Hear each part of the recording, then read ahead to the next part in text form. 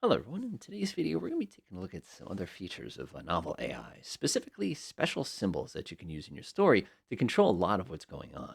Now in a previous video we took a look at kind of things in broad strokes. Today we're going to look at things in slightly more specific strokes.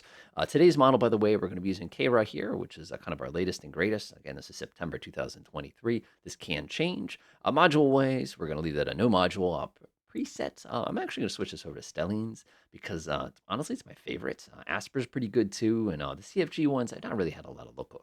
The other thing we've done, of course, is set our output length a little bit longer just to make things a little simpler for us.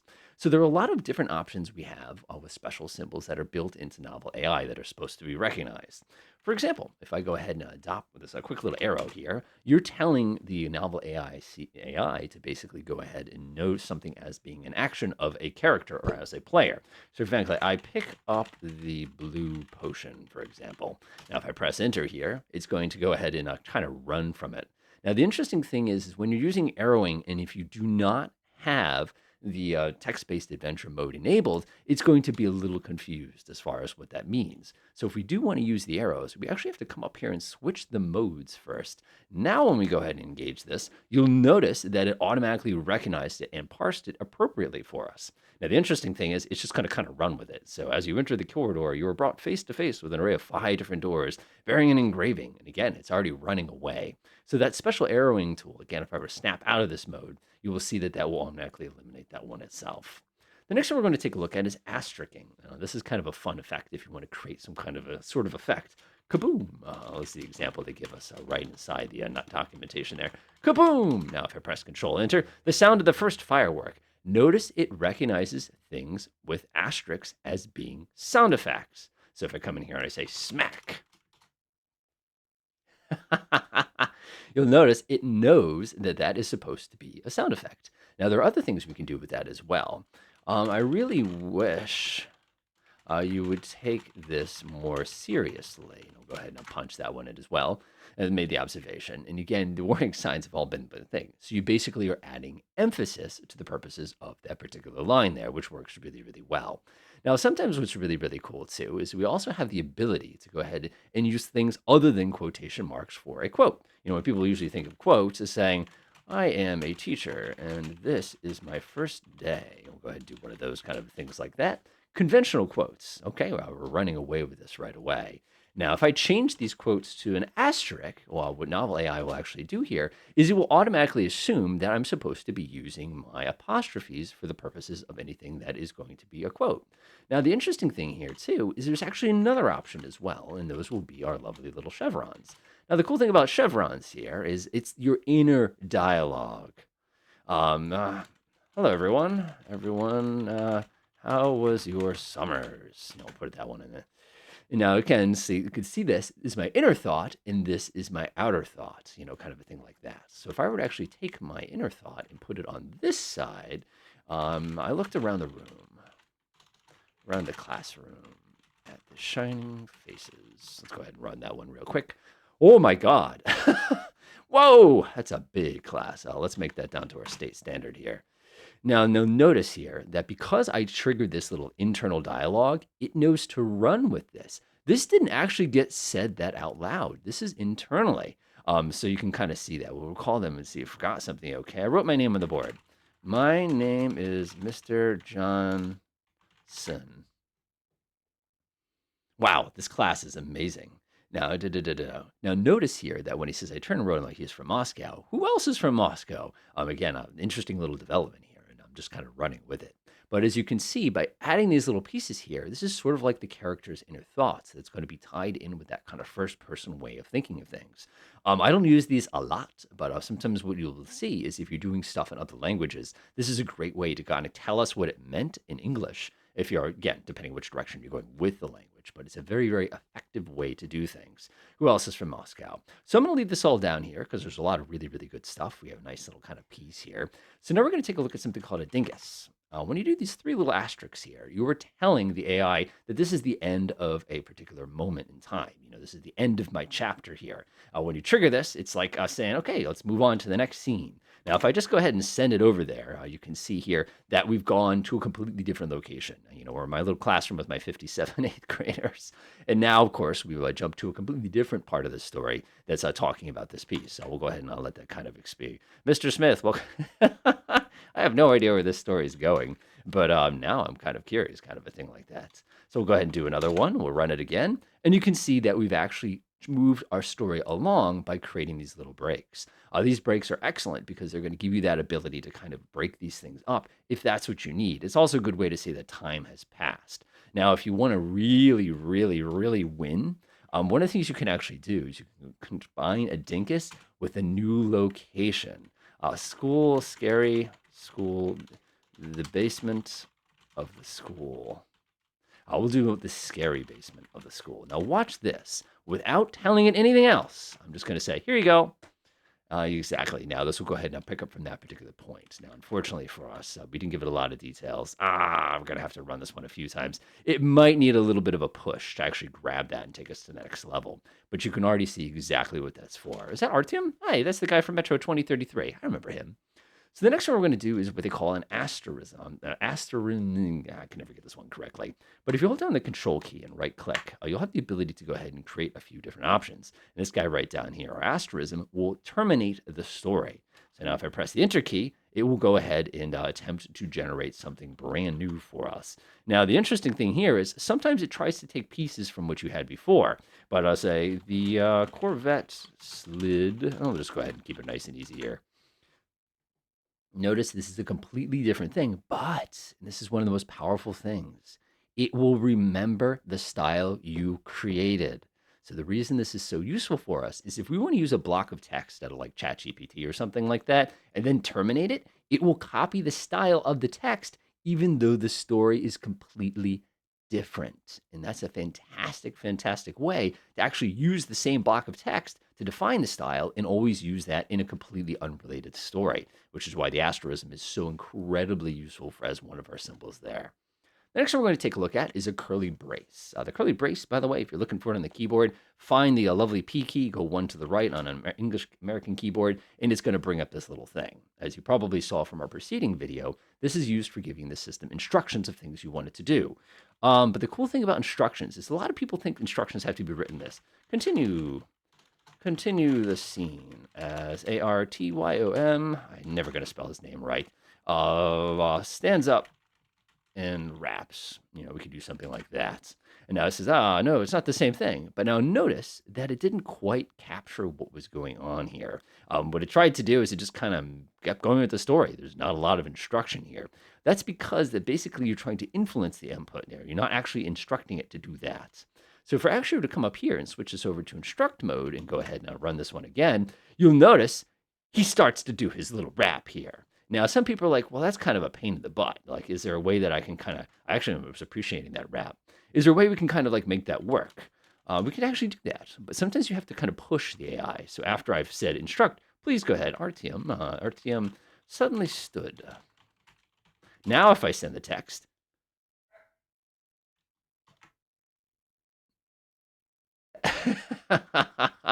notice that it works properly because I've taken the time to go ahead and kind of build it and kind of set it up what I meant by that particular instruction. Now, as I was saying earlier, when you're doing instructions, you don't have to say exactly what you want it to say. Artyom, we can come in here and actually describe. It's kind of bored. And wants to rap. So now this is a completely different thing. It's a piece like that. People now could go ahead and do that. Now notice, instead of me saying continue the scene as if I'm ordering it, I sort of said, hey, you kind of want to do that? And now notice, we've got a completely different story that built out of it without me being very, very ultra specific as to what I wanted for that specific instruction, which is why it's so incredibly useful there. So as you can see, instruct is a lot of fun to play with, but it does require a little bit of practice to kind of get it the way you want.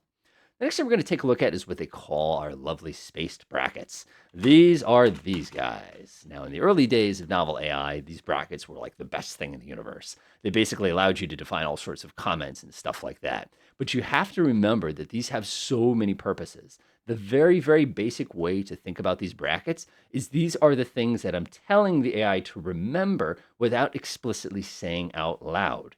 For example, let's say that I wanted to say, let's see here. We'll say Rome, 15 BC. Now, what I've done is I've told the AI, don't say the word Rome 15 BC, just remember Rome 15 BC. Now, we can go ahead and run this one, and you can see now we're getting this really, really fun story about Mars and Venus and everything along those lines. Fantastic. Let's go up to here and say, let's see here, Edo 15 BC. Let's see what happens this time. Look at that. And you can see, it's not that I said it is Edo 15 BC. It's that I told the AI, just so you're aware, this is what I want to kind of do, kind of a thing like that. And it did a pretty nice job on most of those islands. I think that would be a little different. I can't tell you what Tokyo looked like at 15 BC. This is just my example. Now, the incredible thing is, just by defining something that quickly, let's say I want to do 2200 AD or something like that. Now, if I run it again, now we can have these kind of pieces like this. And again, the 2200 piece is probably not going to be that useful for us. So if I said year 2200, let's see if that gives us a slightly better build here. Run that one backwards, enter.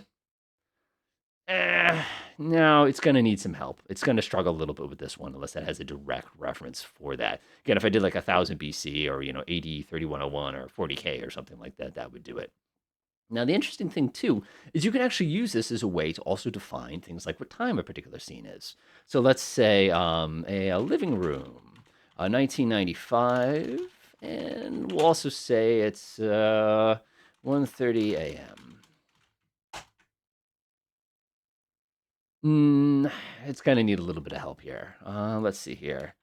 My eyes. Let's go ahead and start with that. And you can see that it basically takes it needed just a little bit of a nudge here, but it now knows that we're apparently probably sitting in the living room, and now it's got this one. Okay, this is cool. This is cool. Let's kind of rudged a little bit, but again, I didn't tell it what it was. But notice here, by the way, that it knows 1:30. It knows it in terms of 1:30. It doesn't know that it is 1:30. That's just one of the natures of the beast. And one of the things we could actually do here is flip on the probabilities here. And if I held my mouse over this one, you'd probably see all the different possibilities of time for that particular moment and why it predict that particular probability. So it's one of those things where you have to kind of be careful with it. You can almost come up here, and if you want it to be a little bit simpler, you could say morning and run it again. We could even say early morning, kind of a thing like that. So let's go swing it over to there and see what that does. Backspace, Control Enter. Let's see what it does for us. Providence. Oh, Providence. Yeah, not quite right. Not quite right. We'd have to go ahead and experiment with this one. I shot up. Let's try that one to see if it does. Let's see if it captures that one properly. There we go. Now notice here that it recognized the fact that I was on my living room sofa, even though I didn't explicitly say it. Felt foggy, like the last thing. I was seeing a giant spider get fried with a lightning bolt. But when I tried to focus on the memories, they slipped through my head like I was trying to grasp smoke. I mean, you have so much good stuff right there. And again, we could just like that, run it, kind of a thing like that. And now notice, it knows, it doesn't know specifically what time it is, but it does know that it's kind of in the early morning. Of course, 8:15 is making an estimate because it's kind of interesting here. And a lot of times you're going to have to go back in and edit those particular times. But you can see how it knew he was on the sofa because we're in the living room. And that's one of the most powerful things about these brackets is we can kind of sort of push it, kind of a thing like that. Now, the interesting thing that we have as well is we have the ability to define other characteristics with these little brackets. Now, remember, we can trigger these at any point. So we can go ahead and come in here and say, let's see here, creepy basement, middle of the night. Let's go ahead and do one of those things. Go ahead and let it run just a little bit here. Let's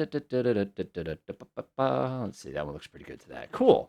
We'll go ahead and do an asterism here, and we'll go ahead and say modern apartment building. Modern apartment afternoon. We'll do one of these kind of things. Punch it, and I'm probably going to have to nudge it. Notice it's trying to run with what we have here. The bustle of the city. Nice. Now, notice it was smart enough. Again, I gave it a pretty big hint here by saying the word city. So let's take it down a notch and see if it picks up on it. Do I win or do I win? And you can see here how we're actually able to dial that in. Now, there's other things we can do with these brackets as well. We can do things like style. Style, we can go ahead and say something like, let's see here. Style could be kind of a fun here. We'll do poetry. Let's really torture everybody here. Ein Deutsche. Fantastic. But you'll notice there that our style is now poetry. Now, if I came in here and did something like purple prose, for those of you not familiar with purple prose, it's basically unbelievably over wordy. That's the best way to do it. And again, it's run with that one directly. Purple prose, we can come in here and say simplistic.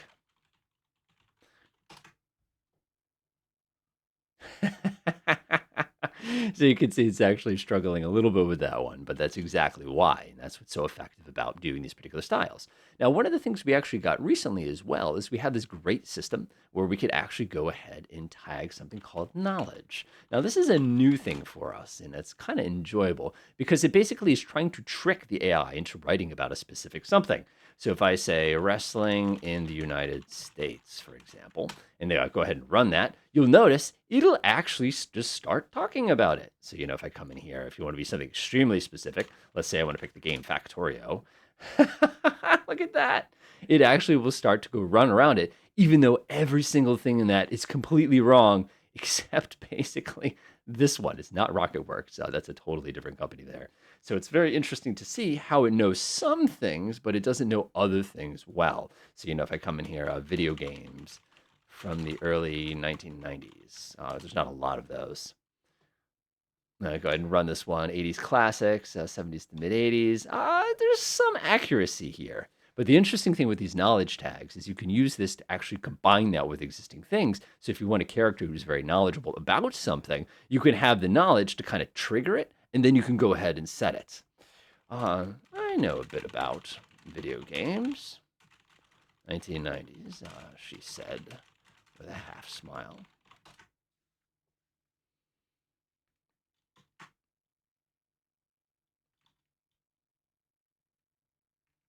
Nice. I like that.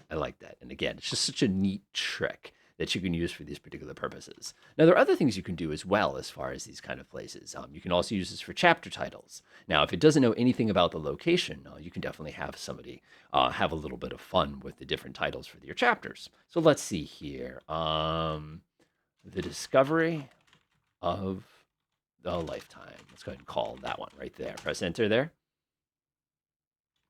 Oh man, we're having some fun. There are so many good stories that I could run with here.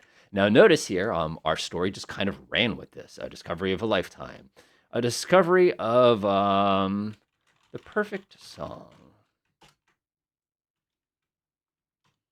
I don't think it's going to find that one. Nah, this one's going to have to require a little bit of I think I went a little too abstract there. But again, you could use that as a way to title it. Now, there's other things we could do here, too, which makes this really cool. We can even describe the name of the character. So, for example, if I came in here and I said Elizabeth Bennet, and I press enter. Oh, that is way too young for Miss Benefit from our good friends over in Pride and Prejudice. But again, you can see that that's now in her style. Now, if I come over here and said, let's see here, Mr. Darcy, press a good old enter key. Now it's from his perspective. So we can actually use this as a way to control the perspective of the story. Now, some people say, after you generate everything, do you need to leave these in here? Absolutely not. I can actually do one of these things. And actually, after I build my whole story, is I can actually pull those things out. And I highly recommend when you do your stuff that you're going to do those particular places. Now, one of the interesting things that we have as well is we want to go ahead and do some kind of information that's going to be appearing inside of our story. Now, what's so interesting about this is it's sort of a way to sort of shorthand your way to kind of skip the lore book stuff. So if I come up here and go ahead and give myself 4 horizontal dashes here, I'm switching my mode into, I'm telling the AI stuff mode. Now, this is not that different than building lore book entries or memory entries or author's notes or anything like that. This is just kind of your way to sort of nudge it along here. So for example, I could say, come in here and say characters, and I could say, Ryan, a slick thief with a heart of gold. And I'll see here, we'll have some fun here.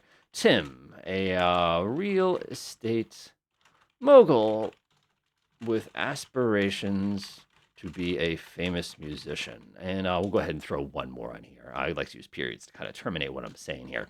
Let's see here. We also need kind of the love interest. Then we'll do a Karen kind of thing. A beautiful young woman with incredible powers of observation. That looks pretty good to me. And now I'm going to go ahead and use my little piece down here, my Dingus, to basically say, hey, I'm done here, kind of a thing like that. So now that everything's been kind of loaded into the computer here, loaded into the AI, we can now go ahead and do this. Ryan stared at the, let's go ahead and run that real quick. Notice it takes what we just gave it as information and it's just going to kind of run up. Not really appreciating kind of dipping into PG here, but you can see exactly. Stared at the safe. Let's do safe. And the sat behind the there we go, kind of a thing like that. And now notice it's for Karen. It's the only girl you could ever love. See what happens? And again, you can have so much fun with this. And we can feed as much information as we want into these things if we're not looking to use our lore book entries. Keep in mind, though, with all things context, you're going to run yourself out of context if you go too darn far with all this information. Again, better to put these things in a lore book rather than doing some other pieces like that. Now, one of the other fun ones they've added recently, this kind to Cleo and to Kara, is the ability to do a forum posts. I sat down at my computer and opened up my favorite forum, hoping to see what was new in music news. I took a look at the first post. So what I'm going to do is I'm going to press enter here. I'm going to do a thread. I'll go ahead and give it a name. The best kind of guitar. And I'm going to go ahead and do 5 or 6 equal signs. I'm going to go 1, 2, oops, sorry. 1, 2, can't do it. 1, 2, 3, 4, 5, 6. Press enter. Now we can go ahead and say the name of this person. Oh, who's going to be the person who's going to say this? Oh, boy. What are we going to do here? We'll do Gary.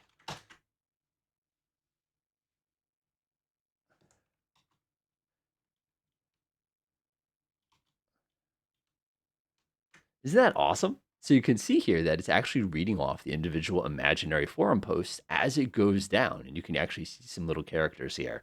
I also love the fact that actually this guy's that's good advice for a first guitar, by the way. It's the player, not the guitar typically. But the interesting thing here is you can actually see how that plays. Now, the interesting thing here is we could actually go through a lot of this and actually build a lot of things, like a lore book for the particular thing and actually run with it. But this little piece here actually gives us this little ability. So the next one we're going to take a look at, of course, is super duper fun. And this one's interesting. Lit RPG. So if I press Control, right click, and press Special Characters, you're going to see this little thing. This is EM dash. It's an M dash. For those of you who are typesetters back in the day, you know all about what EM is. Of course, it's MM, stuff like that. So this little line refers to something that is a stat. You roll your intuition and correct and get a 20. Critical success.